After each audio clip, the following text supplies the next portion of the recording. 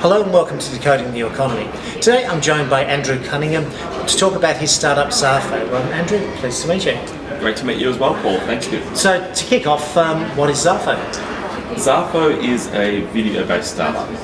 We're in Melbourne. We produce content. We've got an app out there at store. We've got an Android app coming soon. But primarily we're related, to video content providers. So we create live video, and also you can create a 30 or 60-second video that goes through and out onto your other social networks, Facebook, Twitter, and so forth. Right, so video-based social network, basically. Yeah, basically. So it's got everything in it. Follow people, friend people, and the whole idea is to make it really easy to create live content and send that out. So you can be like we are now, and you can click live on your phone, and that will go out through your existing network so people can see in real time, be it a business meeting or a friend's birthday or anything, just a casual get-together. Right, how did the idea come about?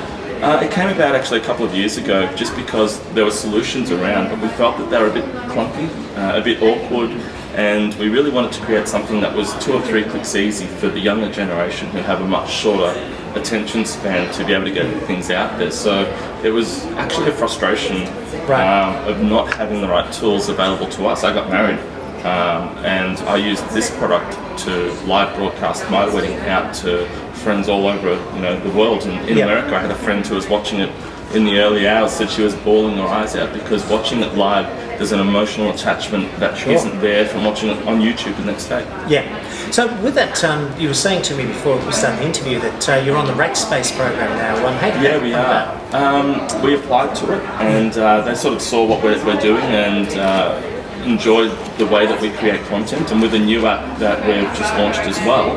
And so we're on that program now through Rackspace, and we saw some clear benefits of actually moving from the existing Amazon stack through to Rackspace. So really enjoying that, and that's quite new to us. Yeah, and you're on the Rackspace US program as well. Yeah, correct. That's through the US. So yeah, really enjoying that. It is quite new to us, but they've been a great company, and there's a handful of really good providers in the world, of which they're one, and we love how open and easy they are to deal with.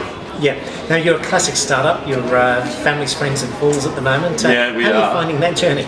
Oh, look, some weeks and months it's hard. Others, it's not. It's ups and downs. Really, it's a challenge, definitely. But we're up for it. And every month, at the end of the month, you look at the account. Sometimes you go, oh, gee, it's going to be hard. But you get there. And we're really hoping that we can push things out and really move on and become a concern. From Melbourne, Australia, there's a lot of competition. Over in the US, I was there in March, and it's really great to be able to sort of fly the Aussie flag. Yeah. Now, one of the problems with business in Australia is that getting that staff that are motivated to work in startup conditions. How do you find that? Yeah, it's difficult, and to be entirely fair, we have gone through a couple of staff members and trying to find the right people. It's a difficult thing because people give you a resume and it all ticks the boxes, but then when you actually get them in, you need to make sure they can work with the team. You need to make sure that if things aren't working, they're able to just sort of roll up their sleeves and say, okay, that didn't work, that sucked, but let's do it this way. And we have a really good team at the moment. There's only a handful of us, but really good guys who can work through things, challenges, ups and downs. Sometimes they call me names and I call them names, but at the end of the day, we can all have a beer at 5 o'clock at night. Yeah. So where do you see yourself going in 5 years' time? Yeah. Look, as I said, we've just also recently introduced a new product called Rewind, which is RWND, and that's really about where we're going next. We've had this app Zarfo, and we've learned a whole lot about the way that people use content, the way that people use technology, and Rewind is about moving into the future. We look at Generation Y has a 12-second attention span, Generation Z an 8-second attention span. Rewind, you create a quick clip, it goes 2 seconds forward, 2 seconds backwards, and it's just a lot of fun. So you can watch 6 of these videos in 30 seconds, put it away, put it in your pocket, and move on to the next thing. So we're sort of creating that as a platform. It's a really quick, easy social platform to use for people out there, and that's on iOS, and we're building that on Android. So that's sort of where the future's going for us at the moment. So Andrew, to finish up, what sort of advice would you give to somebody who's looking at starting out on the startup journey, if you like? Well, don't to start with. Look, if you're going to do it, make sure that you really think through what your concept is. Make sure that it's not just a product or a platform that is important to you, but actually make sure you think about the market. Ask 15 of your friends, ask your family, see what they think of it, and then build an MVP, minimum viable product. But one of the things you need to make sure of is if you do build an MVP, there was a time where you could build it as sort of really ugly and functional. That's not the case anymore. We've got so much choice with technology. Make sure that you actually get a designer to help you with that, because the user interface needs to be pretty. It needs to be gorgeous to look really nice.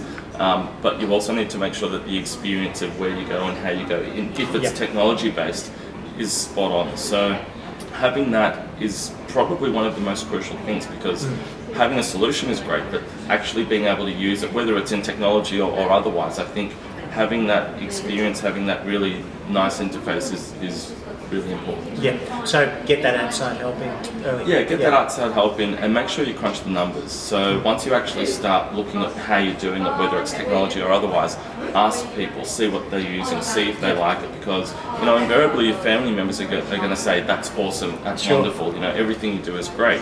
But actually have a look and see if they're using it, see what they're enjoying, see what they're liking. It's not just enough to be, my mother loves me, because that's not going to get the next stage of funding potentially in order to get venture capital or angel interest, which is what it's about when you're starting the journey. Get something out there and then get some help to move to the next stage.